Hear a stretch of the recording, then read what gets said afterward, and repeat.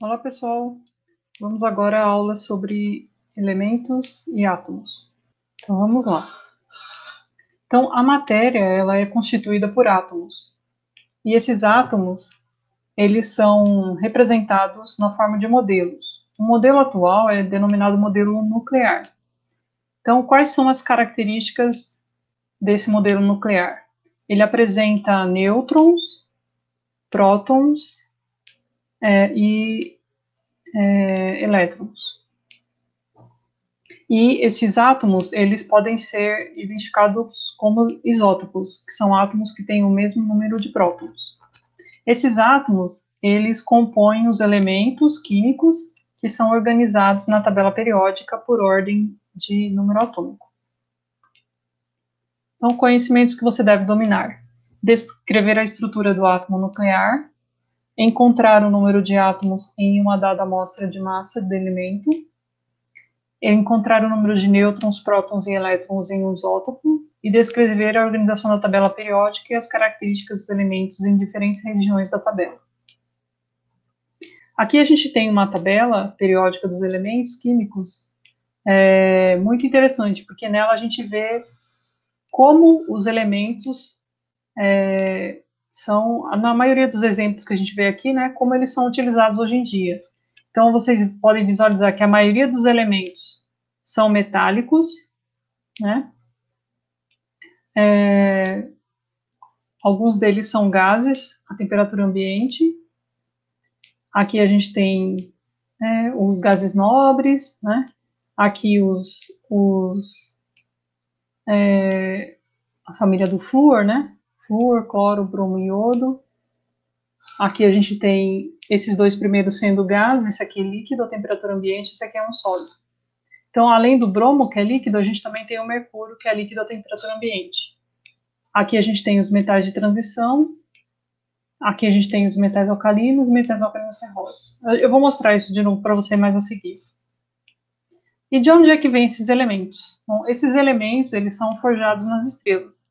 Aqui a gente tem um exemplo da nebulosa da Águia, né, e hoje em dia a gente consegue identificar quais os elementos químicos que estão presentes pelas cores, né, pelos espectros de emissão desses elementos. Então, as cores que a gente visualiza aqui permitem que hoje a gente consiga identificar quais são os elementos que estão nessa estrutura. Bom, e qual é a distribuição dos elementos no universo? Né? A gente tem aqui que a maioria dos elementos que compõem o universo são formados por hidrogênio e hélio, cerca de 98% da massa do universo é formada por hidrogênio e hélio, e depois isso vai caindo, né? E a gente tem um destaque aqui do ferro. O ferro é o elemento mais estável que existe, então existe uma tendência dos elementos mais leves se combinarem até formar o ferro, e dos elementos mais pesados se decomporem, também liberando ferro. Bom, e de onde é que veio a tabela periódica? A tabela periódica ela foi proposta por Dmitry Mendeleev. Ele era um químico, né, e ele estudava as propriedades dos elementos químicos. Então, ele colocava, por exemplo, quais eram os pontos de fusão, os pontos de ebulição, se o material conduzia eletricidade ou não, qual era a cor do elemento químico. Então, ele colocava isso em cartões, como se fosse um jogo de cartas, e ele foi fazendo vários arranjos até que ele descobriu que ele poderia ordenar esses elementos por ordem de número atômico. Aqui a gente observa que a tabela dele é um pouco diferente da nossa, porque aqui a gente vê no lugar que ele está colocando como uma coluna, né? A gente vê o que hoje na tabela periódica está no período, né, nas linhas. Então, por exemplo, o boro, carbono, nitrogênio, oxigênio e flúor, eles estão no mesmo período. E aqui a gente observa isso numa coluna. E aqui o que a gente observa numa coluna, por exemplo, essa família aqui do nitrogênio, né? Nitrogênio, fósforo, arsênio, antimônio e bismuto. O que a gente vê aqui num período, na tabela periódica atual, a gente vê numa coluna. Outra coisa muito importante que o Mendeleev fez foi prever a existência de elementos químicos que até a altura não haviam sido descobertos. Então, a gente observa aqui, onde tem essas interrogações, que ele propõe o número... Aqui a gente está vendo, na verdade, o número de massa, né, não é o número atômico, a gente está vendo o número de massa. Então, ele propõe ó, que entre o zinco e o arsênio estão faltando 2 elementos químicos com massa em torno de 68 e 70.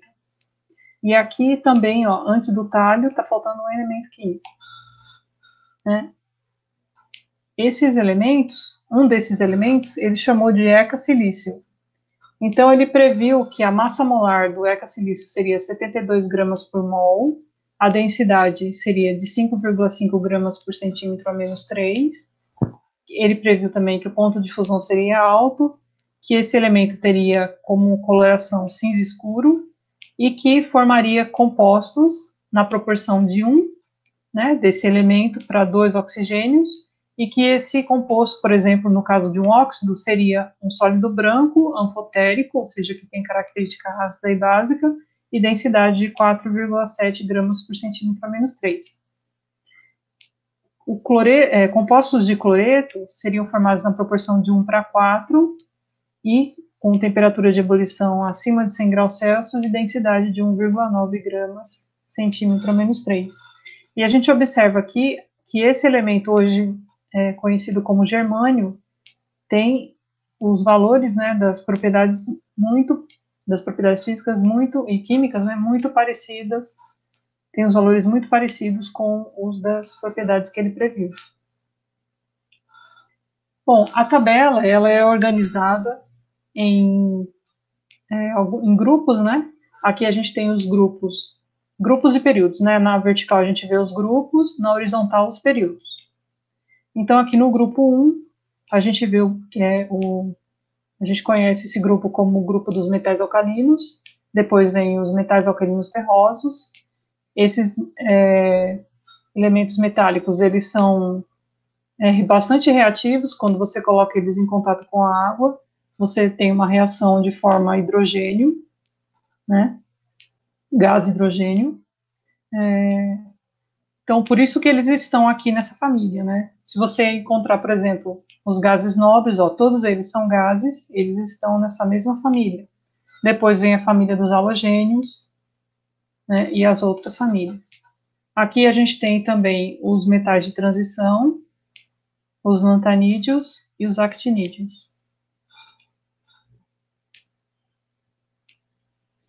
Aqui a gente tem um exemplo dessa reação de um metal alcalino na presença de água, né?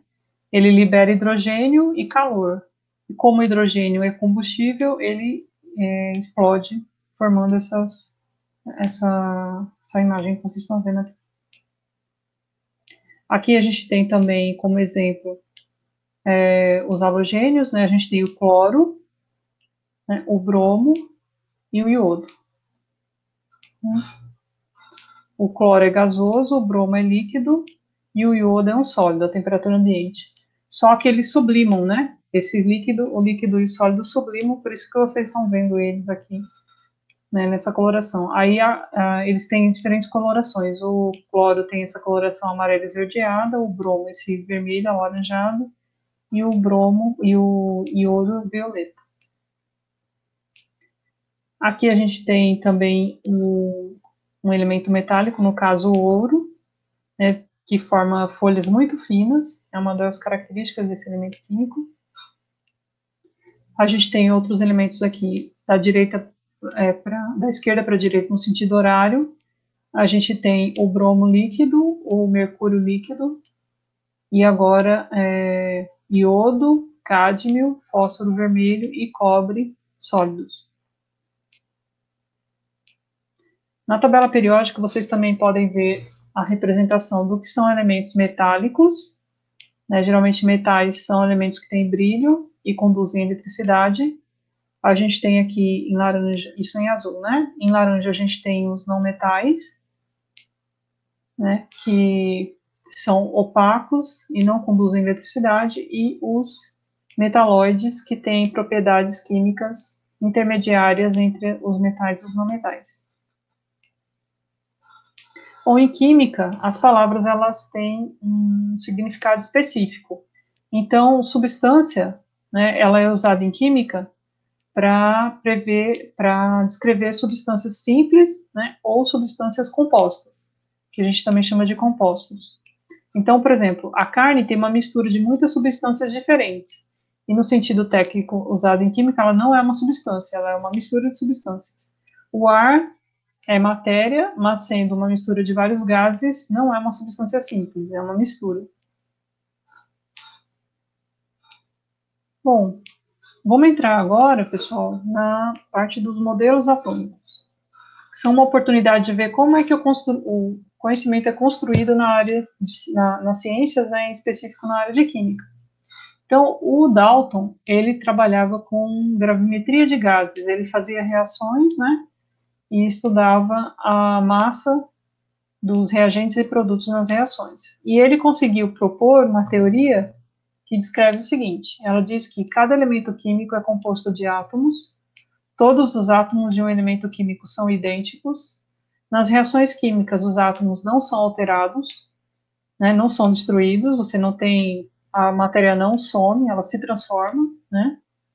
Os compostos são formados quando átomos de mais de um elemento químico se combinam, e ele também propõe a lei das proporções múltiplas, que diz que quando dois elementos químicos formam diferentes compostos, a proporção da massa desses elementos está relacionada através de um número inteiro pequeno. Então, por exemplo, você pode ter um composto formado sobre hidrogênio, formado por hidrogênio e oxigênio. Então, você tem a proporção num composto como a água de dois átomos de hidrogênio para um átomo de oxigênio. E no composto que a gente conhece como água oxigenada, a gente tem dois átomos de hidrogênio para dois átomos de oxigênio. Na evolução do modelo atômico, a gente reconhece que o modelo de Dalton, ele previa que os átomos eles eram semelhantes a esferas, né? Essas esferas eram eletricamente neutras e indivisíveis, né? Até que Thomson descobriu que se ele pegasse um tubo, né? Esse tubo era selado, né? Feito vácuo nele, selado, e ele tinha dois eletrodos presos aqui, né? E no experimento ele aplicava uma diferença de potencial entre esses dois eletrodos. Aqui no final do tubo ele tinha um material fosforescente, né? Que em contato com os raios que saíam do cátodo, ele aplicava a diferença de potencial aqui, então a gente tinha um eletrodo com carga positiva e outro com carga negativa. Então, a partir da energia que ele aplicava, ele conseguia extrair raios que caminhavam nessa direção e atingiam, né, esse material que brilhava. Depois, ele fez uns testes e ele pegou um ímã e ele percebeu que quando ele aproximava o ímã deste feixe, né, ele percebia que o feixe mudava de direção. Então, se ele aproximasse o polo positivo do ímã, ele atraía o feixe. Se ele aproximasse o polo negativo do ímã, ele repelia o feixe. Então, esse feixe, ele viu que ele tinha características, ele era carregado, né? E ele denominou esse feixe de feixe de elétrons. Okay? Na sequência, a gente tem um outro experimento que, apesar de não ter modificado o modelo atômico, ele é bastante interessante. O Thomson, ele descobriu uma relação matemática, né, que, deixa eu escrever aqui,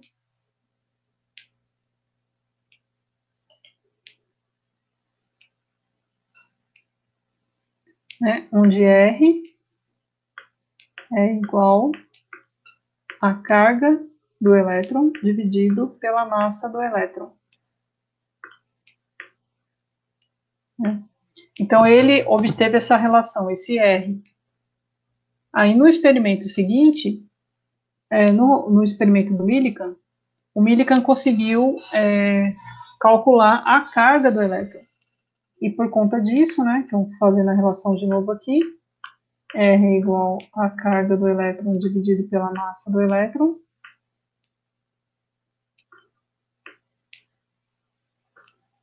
Né?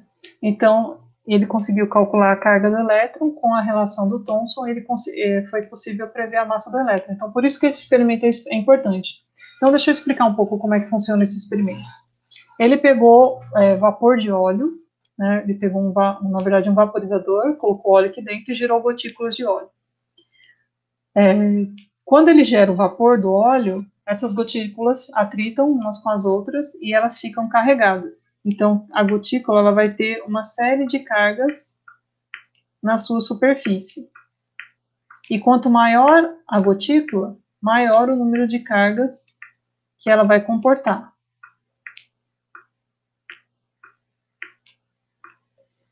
Então, como essas gotículas agora estão carregadas, se você aplicar uma diferença de potencial entre essas duas placas metálicas, você pode suspender essa gotícula no ar, né?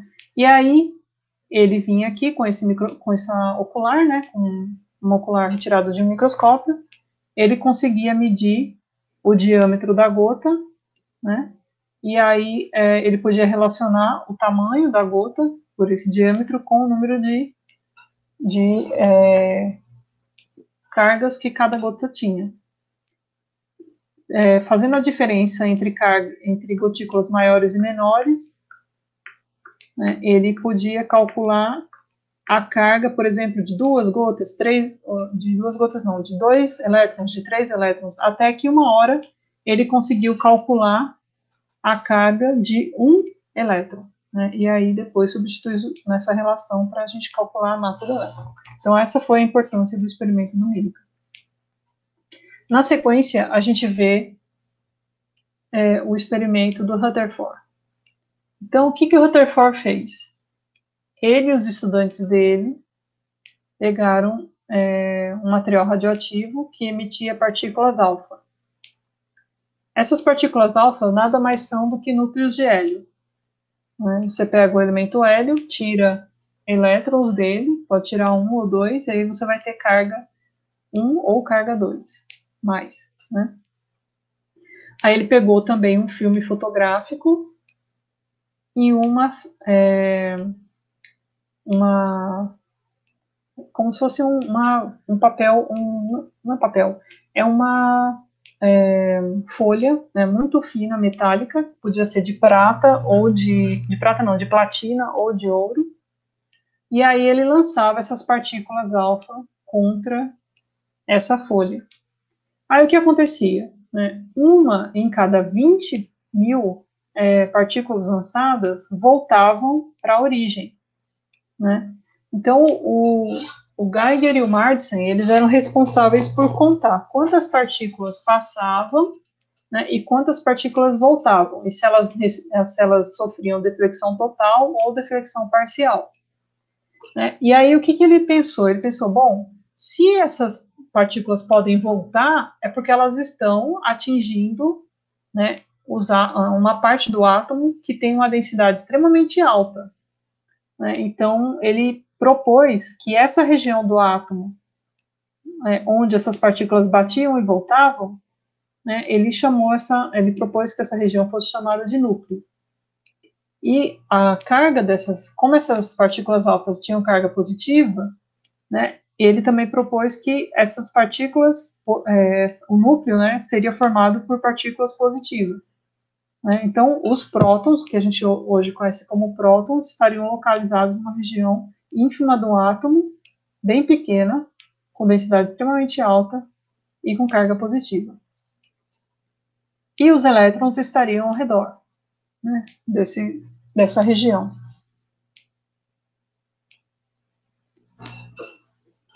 Mais para frente, foram desenvolvidos equipamentos que hoje a gente conhece como espectroscópio. A técnica, na verdade, desenvolvida é espectroscopia de massas. Né? Então, essa técnica ela permitiu a gente descobrir a existência dos nêutrons. Então, se você pegar uma amostra de um elemento químico, colocar ela dentro desse equipamento aqui a gente pode gerar um feixe de elétrons, né? E colocando o feixe de elétrons em contato com os átomos, você pode gerar cargas nesses elementos químicos, né? E você pode atraí-los usando um campo magnético, eletromagnético, e aí você pode também separar os diferentes isótopos, que são elementos químicos que têm o mesmo número de prótons, mas diferem no número de nêutrons. Então, os elementos químicos mais leves, eles têm o que a gente chama de voo mais curto, né? E demoram menos tempo para chegar no detector. E aqueles elementos químicos que são mais pesados, eles têm um voo mais longo e demoram mais para chegar no detector. O resultado dessa medida é um espectro que tem o seguinte aspecto: a gente tem aqui o sinal no eixo Y e a massa, o número de massa no eixo X. Então, a gente observa que o isótopo 20, de número 20, ele chegou várias vezes no detector, né? Então, aqui, por exemplo, 90% dos isótopos que chegaram do isótopo 20. Depois a gente tem o isótopo. No caso aqui, o elemento químico ao qual a gente se refere é o neônio. Então, ele tem um número atômico, número de massa 20, né? Aqui a gente tem a representação do lado esquerdo abaixo do número atômico e acima do número de massa. Então, a gente tem aqui o isótopo 20, né? O isótopo 21 e o isótopo 22 do neônio.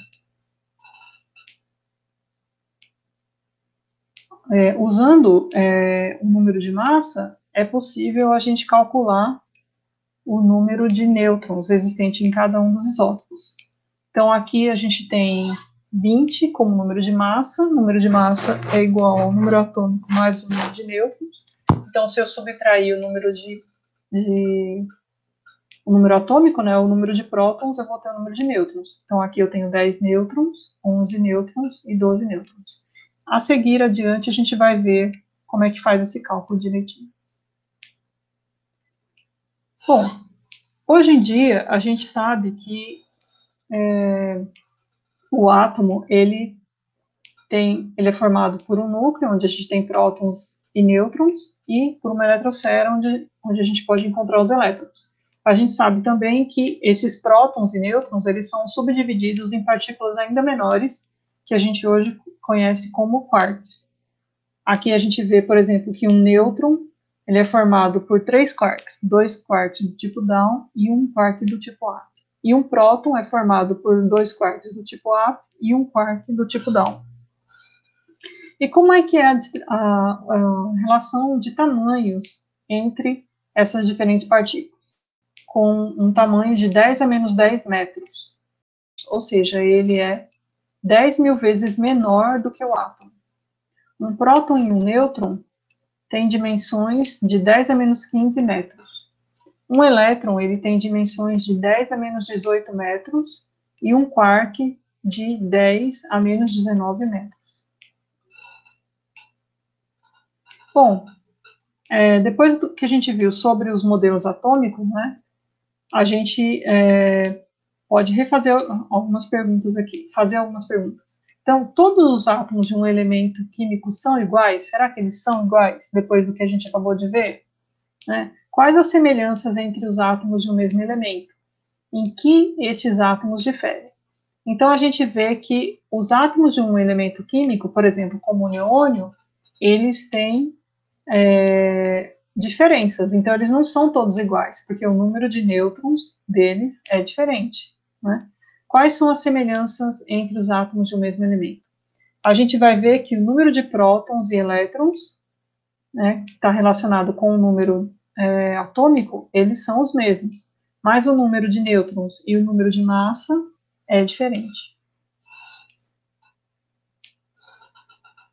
Então, vamos lá. O número atômico, que é representado por Z, é igual ao número de prótons, né? Então, por exemplo, se o número atômico do cobre é igual a 29, isso significa que ele tem 29 prótons. Na tabela periódica, geralmente a gente vai ver o símbolo do elemento químico, representado no centro, acima dele o número atômico, o nome, né, pode estar acima ou abaixo, dependendo da tabela, e aqui embaixo a gente tem a massa atômica. É importante a gente distinguir massa de peso, porque são coisas diferentes, né? O peso é a massa vezes a aceleração da gravidade. Então, a gente geralmente usa como sinônimos, mas não são sinônimos. O correto é a gente chamar de massa atômica, ou ainda massa atômica relativa. Então, qual a relação entre o número de massa, que a gente conhece por A, e o número de nêutrons? Então, a gente sabe que o número de massa é igual à soma do número atômico pelo número de nêutrons. Aqui a gente tem representações de como é que a gente se refere a esses isótopos. Então, eu tenho um dado elemento, que eu estou chamando de X, à esquerda e acima eu tenho o número de massa dele, e à esquerda e abaixo eu tenho o número atômico. Então, aqui, esse daqui seria o isótopo 1 do hidrogênio, né? Tem número de massa 1. Eu posso representá-lo dessa maneira, ou ainda denominá-lo de hidrogênio 1. Eu tenho o isótopo 2 do hidrogênio, que eu posso representar desta forma, ou ainda desta maneira, chamando ele de deutério. E o isótopo 3 do hidrogênio, né, que é chamado de trítio. Bom, vamos falar um pouco ainda sobre massa atômica. De forma arbitrária, né, foi determinado que os átomos de carbono têm massa de 12,000 gramas. Esse é um padrão. E a partir da massa do carbono, né, do carbono 12, do carbono que tem 6 prótons e 6 nêutrons, a gente vai atribuir as massas dos demais elementos químicos. Então, como um mol de átomos de oxigênio contendo 8 prótons e 8 nêutrons tem 1,33 vezes a massa de um mol de carbono 12, sua massa atômica relativa é 16,000 gramas.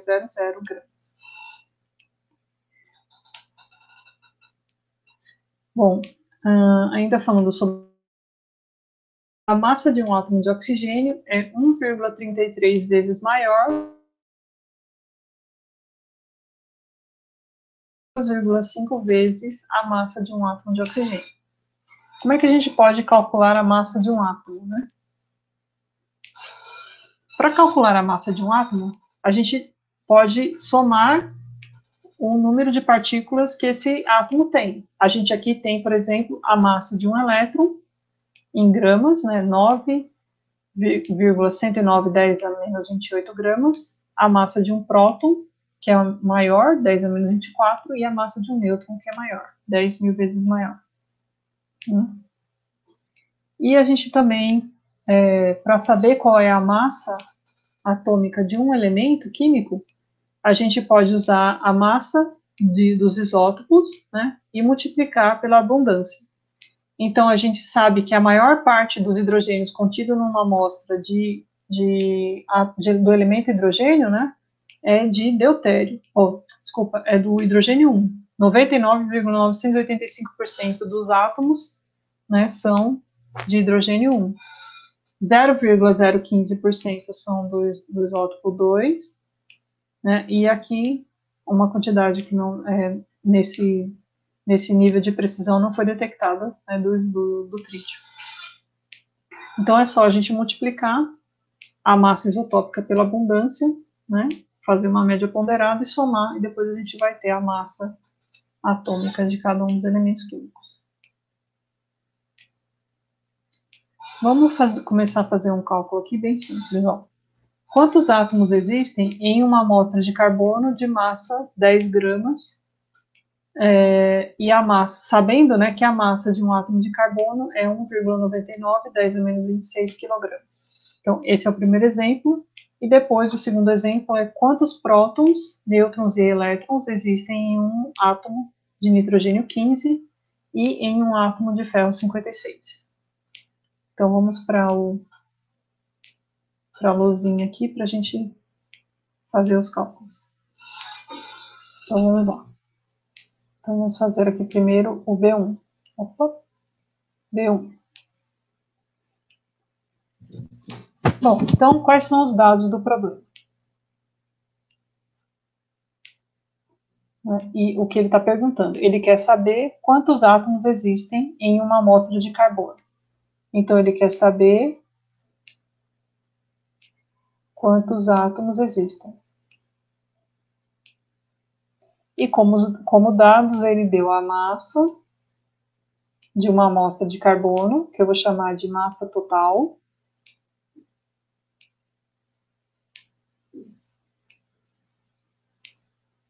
(10 gramas) e a massa de um átomo de carbono, que eu vou chamar de M1C, que tem massa 1,99 vezes 10 a menos 26 quilogramas. Como essa é a massa por átomo de carbono, eu vou dividir por átomo. Vamos lá. Então, o número de átomos, que eu vou chamar de N,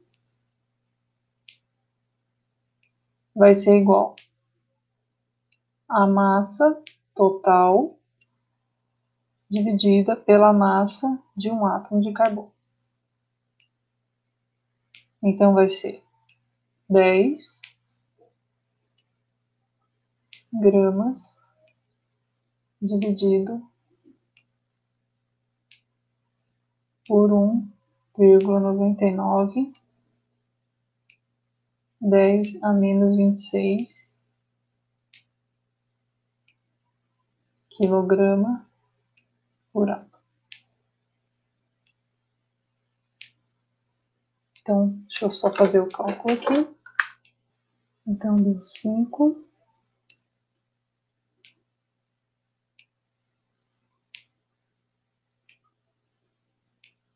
0,25, 10 a 26,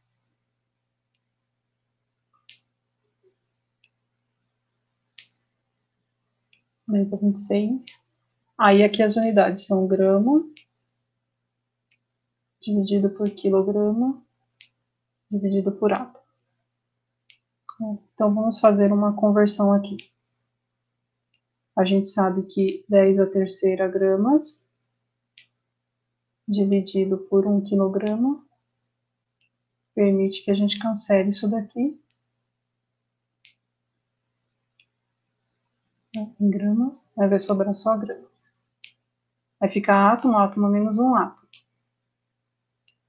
Então, esse 10 a terceira vai subir 10 a menos 3, então vai ser 10 a 23. Então, a gente tem aqui 5. Aí vou arredondar para 3 algarismos significativos, porque aqui tem 3 e aqui também tem 3. Então, deu 5,03, 10 a 23 átomos. Então, esse é o resultado do primeiro problema.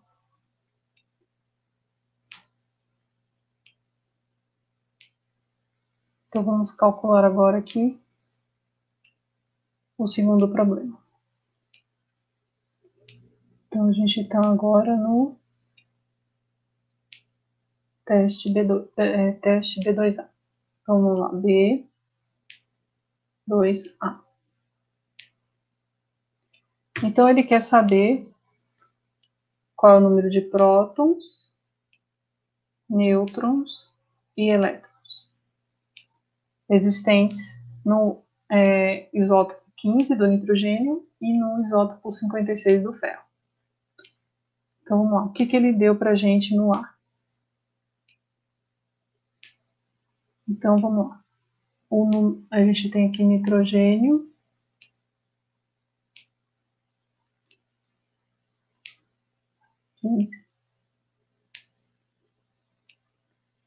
então eu tenho um Z,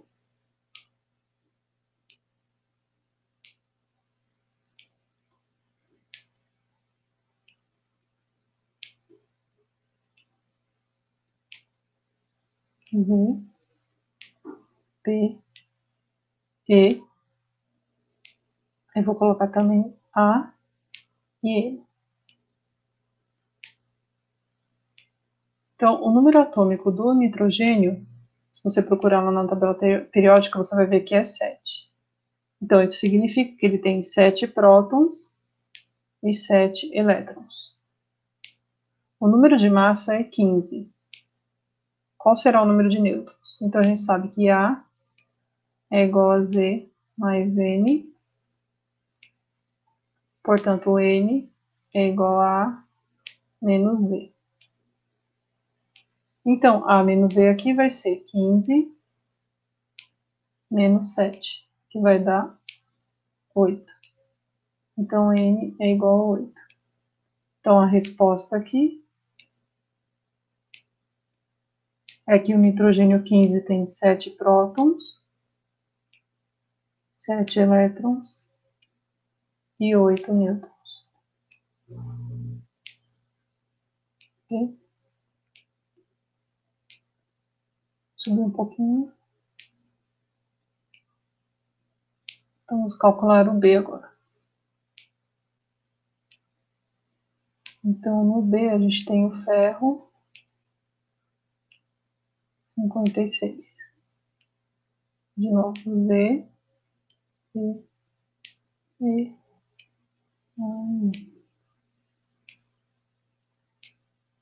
o número atômico do ferro é 26. Isso significa que ele tem 26 prótons e 26 elétrons. O número de massa é 56. Então, de novo aqui, N é igual a A menos Z. Então, isso vai dar 56 menos 26, que equivale a 30. Então, o número de nêutrons é igual a 30. Então, a resposta vai ser 26 prótons, 26 elétrons e 30 nêutrons. Para finalizar, né, a gente tem a referência do Atkins. Como sugestão de leitura, a gente tem o capítulo de fundamentos B. E aqui 3 questões para vocês responderem. Então, muito obrigada pela atenção e até a próxima.